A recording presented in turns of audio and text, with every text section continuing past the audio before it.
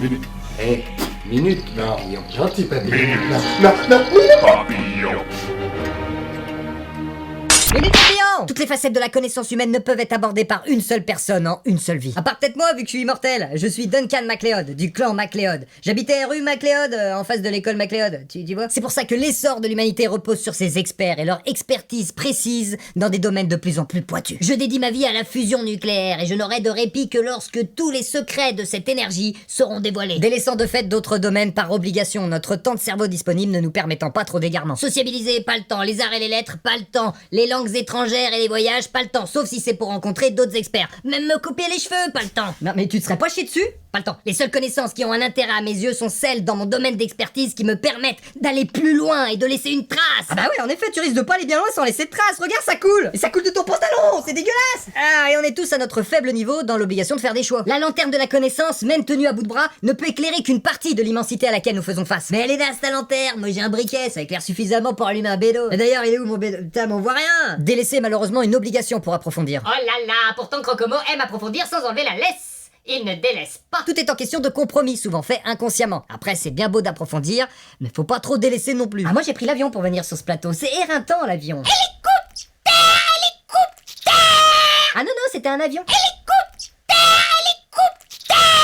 Ok, d'accord. Choix personnel, soit survoler le plus de domaines de connaissances possible, soit approfondir avec précision. Avec une précision chirurgicale, et c'est le médecin urgentiste qui parle. Mais comme il y a de tout au sein de l'humanité, on a appris pour avancer à faire confiance aux experts pour nous guider dans leurs domaines respectifs. Et nous, on a bien compris le truc, on invite autant que possible à la télé des experts, des spécialistes, histoire de rajouter à notre professionnalisme un petit argument d'autorité. Par contre, faut-il encore que l'expert ne quitte pas son domaine d'expertise, que le spécialiste ne sorte pas de sa spécialité. Ah, moi je suis médecin urgentiste, donc spécialiste de tout, hein. Le cancer, je gère, le Covid, c'est pour bibide, les vaccins, c'est mon train-train. Voire même si possible, qui s'égare pas méchamment. Gestion économique d'un hôpital, je connais, j'ai même 2-3 conseils au niveau de la gestion du pays, la sécurité, la guerre, un peu importe, Ukraine, Israël, je suis au fait, hein, le master en géographie à la maison. Le souci c'est que les vrais spécialistes, ils ont des compétences, une utilité, des objectifs, donc ils ont pas le temps de venir nous voir. Alors moi par contre, je suis experte en communication politique, donc on peut m'inviter pour en parler, hein. Mais je peux aussi venir pour parler de délinquance, de la sortie d'un film ou d'une recette de cuisine, hein. J'ai le temps,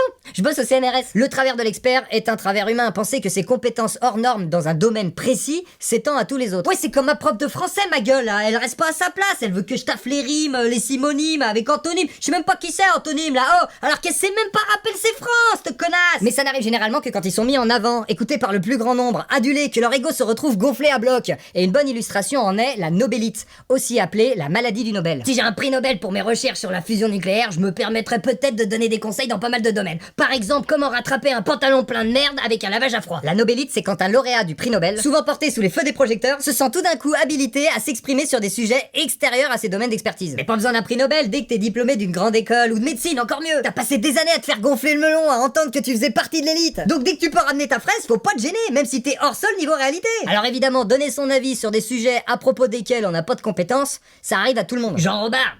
Mais pas que. Sinon on réduit fortement le champ de notre conversation, mais cela a moins de conséquences si on en a conscience. Alors je suis pas médecin, mais j'ai quand même géré la pandémie tout seul aux petits oignons. Ça change tout par contre quand on a une parole publique, avec les conséquences politiques, sociales et humaines que cela entraîne. Oh, je suis chaud là, allez laissez-moi aller taper la bise à Poutine ou Netanyahou là. Il est où le chef de guerre, il est où? Et là où on en croise beaucoup ces experts de rien mis en quelque sorte sur un piédestal, c'est à la télé. Ah oui, on en fait même un élevage. Parfois appelés journalistes, parfois intervenants permanents, on les connaît aussi sous ce petit sobriquet, les chroniqueurs. Ça va ma biche? Ah sympa les gambettes à l'air, on peut toucher? Non? Alors mon Didier, bien remis de la cuite de samedi, hein. J'espère que ta femme et sa petite robe ont bien profité après, hein. Sinon c'était moi qui m'en occupais, hein. Bon allez, c'est pas le tout, c'est quoi le sujet aujourd'hui? Féminisme, machisme, hein?